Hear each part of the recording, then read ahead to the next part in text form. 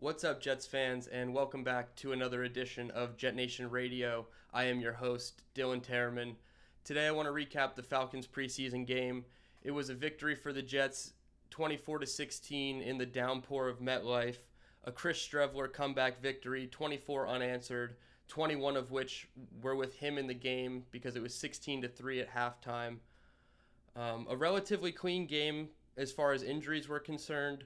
Tariq Black, wide receiver, walked off slow, appeared to have a concussion. No update from Robert Saleh just yet on what his injury is or how long he'll be out.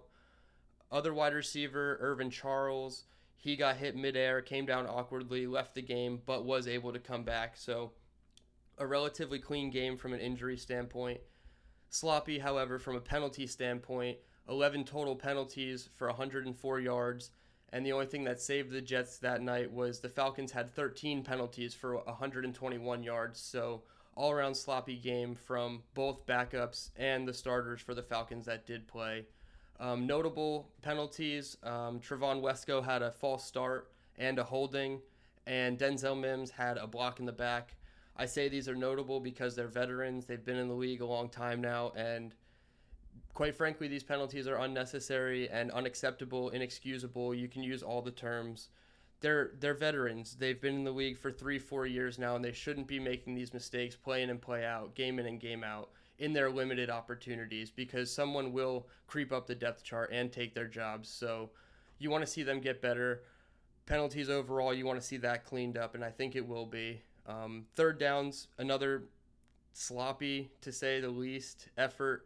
3 for 9, 0 for 4 in the first half when Mike White was under center. They were 1 for 1 in the red zone, which you like to see them convert, but you do want to see more chances inside the 20. Defensively, still can't stop a screen. Not quite sure how or why we're in the year 2022 and we can't stop a screen pass. Even Desmond Ridder came in and it looked like immediately threw screen passes because it was easy confidence building yards against the Jets defense, and it showed in the box score. Marcus Mariota and Desmond Ridder combined for 16 of 23 for 275 passing yards, 1 touchdown, and no sacks. So they were completely clean the entire game. There was some pressure, but ultimately no sacks. So they were dicing up the defense, to put it frank. And it is their backups, our backups versus their starters for the first 2 drives, but still not what you want to see this late in the process of preseason. I will, however, tip my hat to 4 players on the defense that showed up and played from the start. Jamian Sherwood, Michael Clemons, Delshon Phillips, and Will Parks. Delshon Phillips, to me, he makes plays on defense and special teams. He's making a case to be on the final 53-man roster. It'll be interesting to see if they keep 6 total linebackers. It's hard to see them keeping that many, but he is making a case both on defense and special teams throughout the preseason and training camp. Jamian Sherwood, another linebacker, also competing with Delshon Phillips. Out the gates, had great tackles, a near interception that was a pass deflection on a crucial 3rd down. So he's in the right spot. He's making plays in year 2, coming off an injury where he barely played at all in his rookie season. So you love to see that from a young player. Another young player, rookie update, Michael Clemons. Every time 72 is on the field, he comes in and makes an appearance. You just immediately feel his presence. He came on the backside of a couple runs and chased down the ball carrier, and it's just his explosiveness, his hands, his power, it's all there.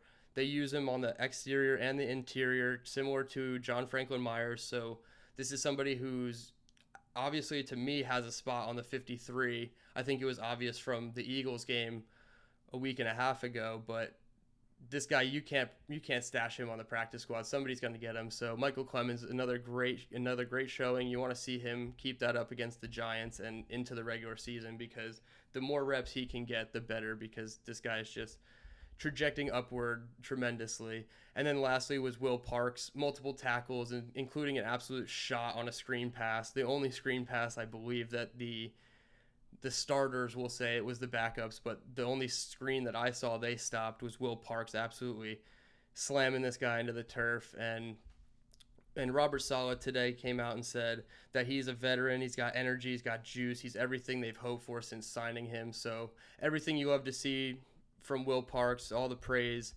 He's doing a good job. I think he could compete with LaMarcus Joyner to get some starter reps based off what we saw against the Falcons.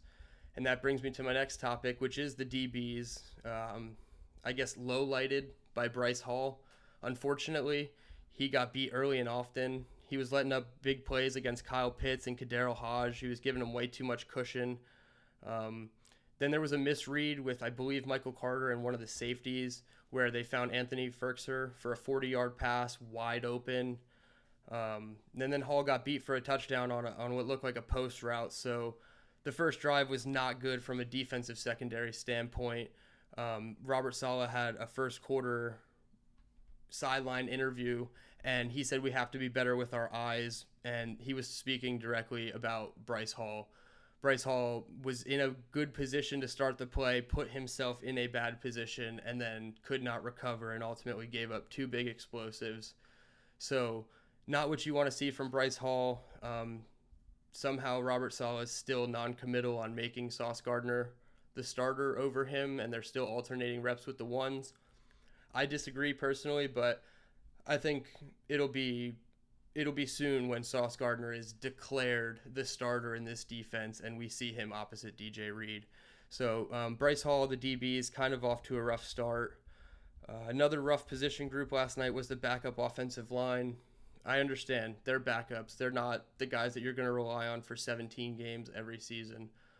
But if these guys even have to come in to play 2, 3, 4, 5 games in the season because offensive linemen do get hurt, we've seen freak injuries, obviously Mekhi Becton twice. We know that offensive linemen, it's a war of attrition out there. So to see guys like Dan Feeney, Ross Pierschbacher, Nate Herbig, Isaiah Williams, who ended up getting cut, these guys struggled tremendously throughout the entire night. Mike White had no time to throw. He was constantly under duress. Obviously, Chris Streveler was able to mitigate a little bit of that with his athleticism, but the offensive line as a whole just did not look good, and it showed because, and we'll talk about it, 2 of the 5 cuts were offensive linemen. So backup offensive line, obviously, they need to get better. Breece Hall, however, did come in and save Mike White on a couple of plays in pass protection. I believe it was 2 really solid blocks, a cut block, and then one where he went up high and stuffed the defender. So that you do like to see from Breece Hall being in the right position to make up for the mistakes of the backups. We'll get a little bit more positive here, and we'll talk about the quarterbacks. Truly, I believe we have a quarterback 3 battle, but before we get into that, I think Joe Flacco's sideline interview during the game was a little bit important due to the one quote he gave where he says you have a different mentality when you are the guy. And what I think he was trying to say is when you know you're the starter going into a game, especially when you know 3, 4, 5 weeks in advance like he knows with this Wilson injury, there's a 90% chance Joe Flacco is going to play week 1 as the starter. At least in my opinion, it's 90%. Probably should be higher than 90%. And he said there's a different mentality, meaning he has a different confidence in his ability to run the offense due to the fact that he's gotten these reps with the first team. He's playing with Elijah Moore and Garrett Wilson, Braxton Berrios, Tyler Conklin. He's not playing with the backups anymore at practice, so he's developing chemistry. We've seen it from the wide receivers press conferences. They're going to, I don't want to say like Joe Flacco more than Zach Wilson, but I think the experience they will have with a veteran under center as opposed to Zach Wilson who's still trying to find his legs, I think it's going to show, and I think we're going to see the wide receivers get off to a better start because of Joe Flacco. So it's good to hear him talk about a different mentality, a different confidence, so to speak, from Joe Flacco. But as far as quarterback 3 goes, like I said, it's an absolute battle in my opinion. Mike White struggled yet again, 12 for 17, 90 yards, 5.3 yards per attempt, which is abysmal. Robert Saleh in his sideline press conference did say that he had a couple of misreads. Obviously, we don't know the progressions sitting at home. We don't know what the quarterback's eyes are supposed to do on each and every play. So to say there was wide open wide receivers running down the field, yes, that is an obvious blanket statement. But if his progression is the far right side of the field and the guy running wide left is wide open, that's not on the quarterback per se that he didn't get there in his progression fast enough. So I'll give him a pass on some of them, but Robert Saleh did come out and say he had Jeff Smith open for a possible touchdown. I believe he hit Garrett Wilson for a crossing route where he got tackled 4 yards short of the line of scrimmage and they had to punt. So could be better for Mike White. I feel like preseason has not been too great for him, and I think that dates back to last year as well. So when you go up against somebody like Chris Streveler, who comes in with limited practice reps, he got a few this week, but he got none before the Eagles game, and he comes in, goes 8 for 11, 119 yards, 1 touchdown, 1 interception, and the interception, quite frankly, could be 50-50 blamed on Denzel Mims for not securing the grab. The ball was in his hands. And Streveler had a 10.8 yards per attempt, so more than double that of Mike White, which that's what the offense wants. More yards per attempt, close to the 7 or 8 range. I'm not going to say 10 or 11 is what they want to see every time, but if they can get more than 7 or 8, that's great. So for him to have close to 11 was tremendous for him in his 2 quarters. Yeah, he had 2 full quarters of action. So 8 of 11, 119, touchdown and a pick. And as soon as he came in, he immediately made plays. Lawrence Cager, Terrence Black, and then another crosser to Lawrence Cager for a 35-yard touchdown. The next drive, he comes back and he's still hitting his mark. 3 more strikes and a long first down run. That's what I love about him, his athleticism. I think that's what separates him from Mike White. And to me, I think that's what's going to make the difference in the decision that Joe Douglas has to make in the coming weeks. We're 6 days away from August 30th, which is the deadline to get down to 53 players. And Chris Streveler, to me, deserves a spot. I have my prediction article coming out on JetNation.com. It should be out now as you're listening to this, actually. So, spoiler, I did put Mike White, but he was the one that I did not feel confident about putting, and I wrote that in there, that Chris Streveler could and should push him for quarterback 3. So, all in all, the Jets have good quarterbacks in the room collectively. I'm not going to say they're great or world beaters, but I think offensively they're going to be okay while Zach Wilson is injured and until he comes back. So I think everything's in good hands there. Other players of note, Garrett Wilson, just tremendous hand strength on a contested catch. And Saleh said it himself, body control and violent hands, that's his game. And we saw it was evident again. He continues to make these plays.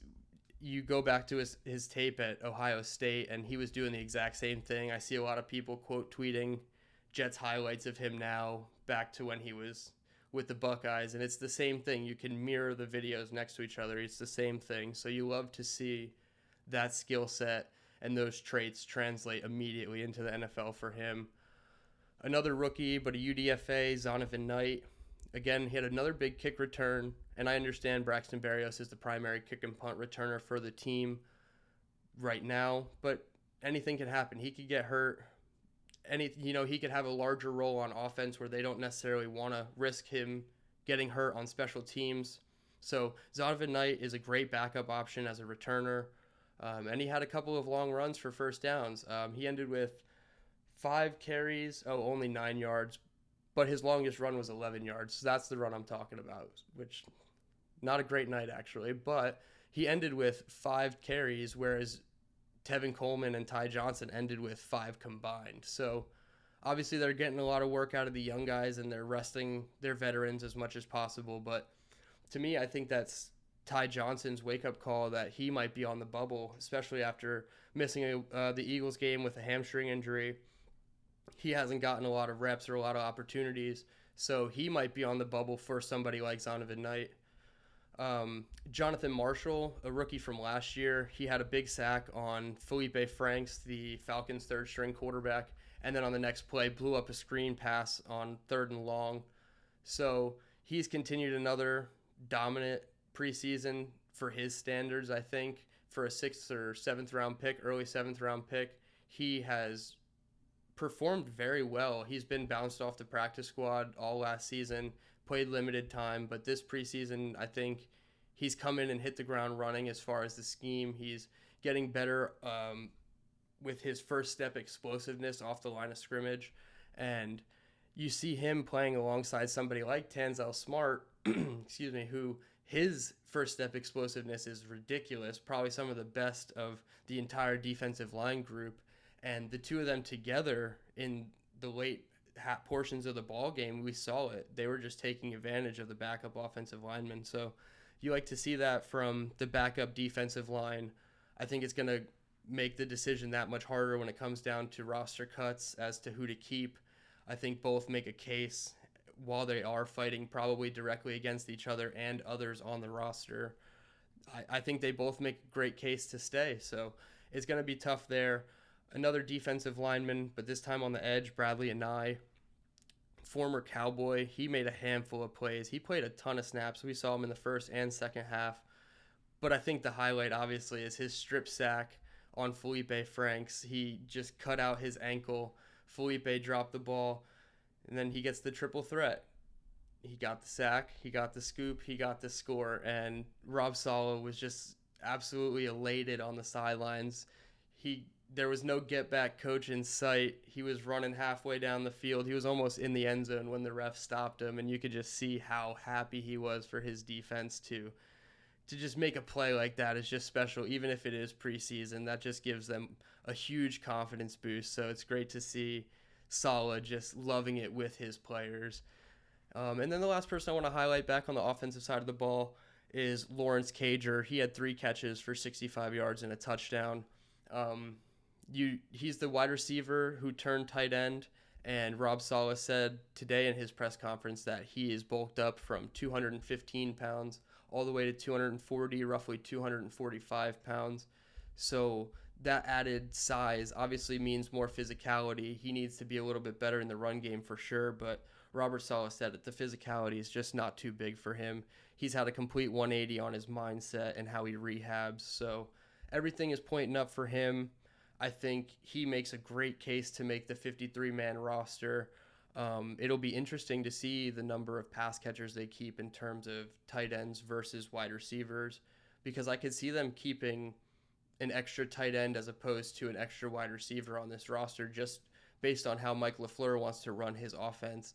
And I think Cager being a wide receiver / tight end ultimately gives him flexibility.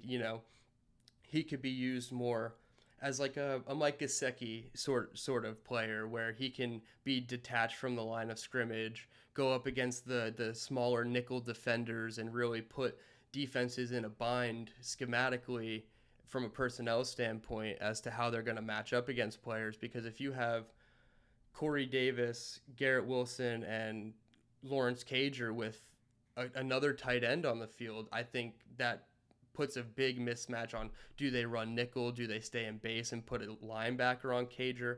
I don't think a linebacker can stay with Cager in coverage with his speed, so I think he's an ultimate X factor from a depth perspective, and it'll be really interesting to see how they use him in the future, and I think he's my player to watch already for the Giants game this upcoming week. As I mentioned earlier, the Jets did have to trim their roster down to 80 on Tuesday afternoon. Their final roster cuts are August 30th at 4 p.m. Eastern Time. That's the deadline. And the 5 players that were cut: offensive lineman Isaiah Williams, offensive lineman Caleb Beninock, who was signed when Mekhi Becton went down with the injury. So he was here just as a stopgap player, probably a camp body. Kai Nakua, he's the safety turned linebacker. I feel like we've said that numerous times here about the Jets, and he didn't stick around long at the new position. He's cut. I wonder if they'll bring him back as depth because they don't like to keep too many linebackers. Safety Elijah Riley, who the coaches have praised for his work ethic and his tenacity. I thought he had a better chance to stick around. He was bounced in and off of the practice squad last year. We had a ton of injuries at the position, so he ended up playing a lot towards the back half of the season. So it'll be interesting to see if they go back and keep him on the practice squad later down the road of training camp. And then I think the most important one, they cut kicker Eddie Pinheiro. Ultimately, that decides the kicking competition for the Jets. Greg Zerloin, Greg the Leg, Legatron, whatever you want to call him, he wins the job. Saleh said he's been there, he's done that, he has a monster leg. So them choosing veteran over the continuity from last year, I'm cool with it. I think I like having a veteran as opposed to a young, gun-shy kicker who hasn't really experienced a ton of things. Saleh alluded to it earlier. Greg Zerloin has hit game winners. I don't think Eddie Pinheiro has done much of that, if any at all. So that adds another element to it. The ice in the veins type of kicker, Greg the Leg, he has struggled of late, but I think a new start helps a lot of players, and he could just be another one on that list. Injury news. Let's get to some injuries for the week. Vinny Curry has a hamstring injury. No timetable yet from Rob Saleh. A bit alarming at this point. He's probably not going to play against the Giants unless he's healthy and plays a couple practices, which they only have 2 before the game. So unlikely that we even see Vinny Curry in the preseason. I wonder if that means he's likely to be cut come roster cut downs. Zach Wilson, the big one, his knee. No timetable yet as to when he'll be back at practice. He's in every meeting, so he's getting the mental side taken care of. Obviously, we'll get more updates about him, but for right now, it's pretty quiet. He was back at the facility just 2 days after his surgery, and the reporters have seen him driving around a little golf cart. So he seems to be in good spirits. He was at the game against the Falcons, so he's obviously not taking time and being away from the team with his injury. He's still involved with everything day to day, which you love to see. And he'll come back and he'll hit the ground running as soon as he's healthy. And like I said last week, if they have to keep him out an extra game to feel that much more confident about him and his ability coming off the injury, I'm more than fine with that. Other news about players, Dwayne Brown, the newest offensive tackle, he's out at practice this week. Today's Wednesday, I'm recording this, so he's out at practice today. He will be out against a joint practice with the Giants on Thursday. So everything's pointing up for him. He's continuing to ramp up. He's in phenomenal shape, according to Saleh. He will play Sunday. That's confirmed. I mentioned earlier, Saleh still non-committal on Sauce. I think it's just a matter of time before he's the number 2 corner opposite DJ Reed. I don't want to say he'll be the number 1 cornerback because Robert Saleh and this defensive staff love DJ Reed. So he'll be the number 2 corner opposite DJ Reed. That's my opinion. It's if not when at this point, or when not if. Yeah, when not if at this point. And Bryce Hall, to me, I don't know if his days are numbered on this team or not, but after what he showcased against the Falcons, I think it's time to either consider trade options for him or lessen his reps significantly to the point where Brandon Echols, maybe Isaiah Dunn get time with the 2s and the 1s. Brandon Echols led the team in interceptions last year, so obviously his ball skills are there, and I know Bryce Hall has had a couple interceptions in practice against our own team. But the report that offenses weren't scared to go against Bryce Hall because they knew at worst he'd be an incompletion, that's damning evidence for me to say that he does not need, especially time with the 1s, most likely not time with the 2s. He needs to earn his reps back with the 2s, in my opinion. So Brandon Echols coming off the injury, I want to see if they give him more reps. And the last corner I want to talk about, Michael Carter II. Robert Saleh shared a story about how the defense was struggling against the Atlanta Falcons, and we saw it earlier in the first half of the game. They went down, I believe it was 14-0 super early.